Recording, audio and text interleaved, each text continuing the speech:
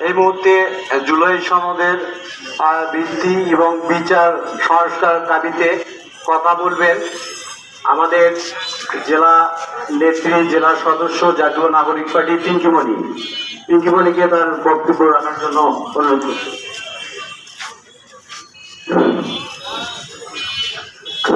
ধন্যবাদ সবাইকে। আসসালামু আলাইকুম।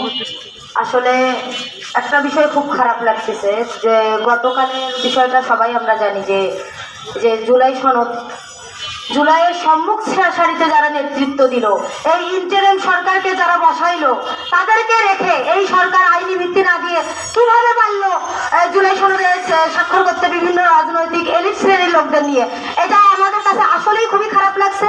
আর দ্বিতীয় যেটা, সেটা হচ্ছে প্রশাসন এখনো সেই বিকৃত মন মানসিকতারই আছে। তারা কি করে পারে জুলাই যোদ্ধাদের গায়ে হাত তুলতে? এখনো মাত্র একটি বছর হয়েছে।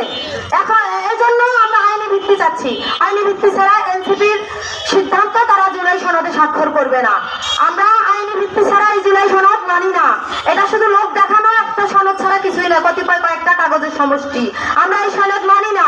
আমরা এই সনদ তখনই মানবো যখন এর আইনি ভিত্তি থাকবে এবং এখানে জুলাই যোদ্ধা এবং জুলাইয়ের যারা সম্মুখ সারিতে নেতৃত্ব দিয়েছিল তাদেরকে যদি অগ্রভাগে রাখা হয়, কিভাবে ইন্টারিম সরকার এই কাজটা করতে পারলো?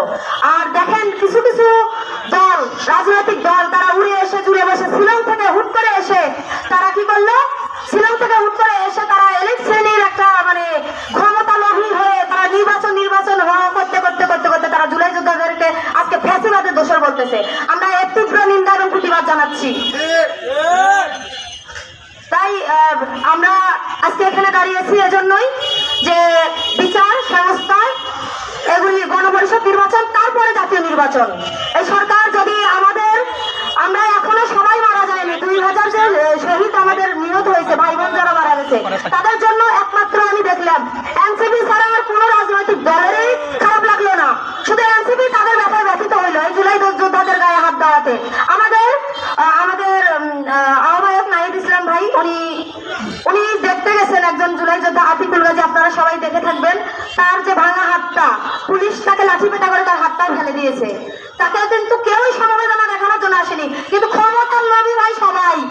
তাই আমরা চাই ক্ষমতায় না এসে জনতার কাতারে। এরকম নজির নাহিদ ইসলাম ছাড়া আর কোন দলে এমন কোন নেতা নেই যে ক্ষমতা ছেড়ে রাজপথে জনতার কাতারে এসেছে।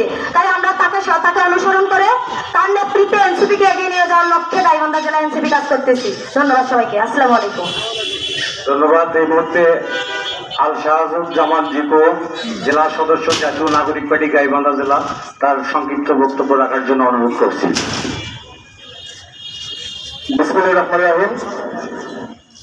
এই মাইক্রোফোনের শব্দ যারা শুনছেন সবাইকে আমার সালাম, আসসালামু আলাইকুম ওয়া রাহমাতুল্লাহি ওয়া বারাকাতুহু। জাতীয় নাগরিক পার্টি এনসিপি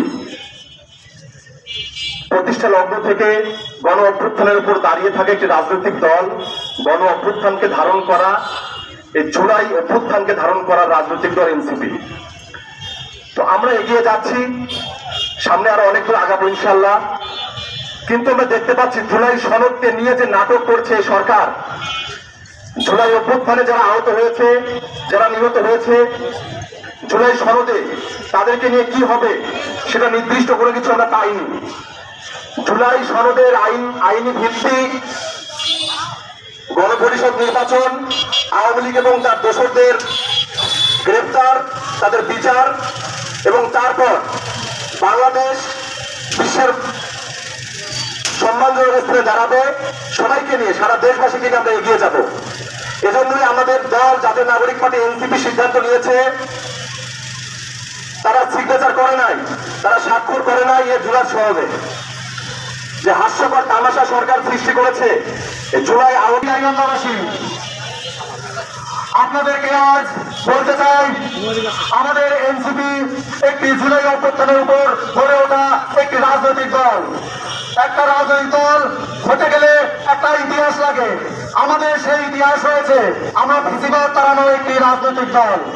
প্রিয় সংগ্রামী গাইবান্ধাবাসী, আমরা আজ ইন্টারিম গভর্নমেন্টের রূপে প্রচুর রাগান্বিত, ক্ষোভের সাথে বলতে হচ্ছে, আজ এই গভর্নমেন্ট আমাদের সাথে বিশ্বাসঘাতকতা করেছে, জুলাই অভ্যুত্থানের সাথে বিশ্বাসঘাতকতা করেছে।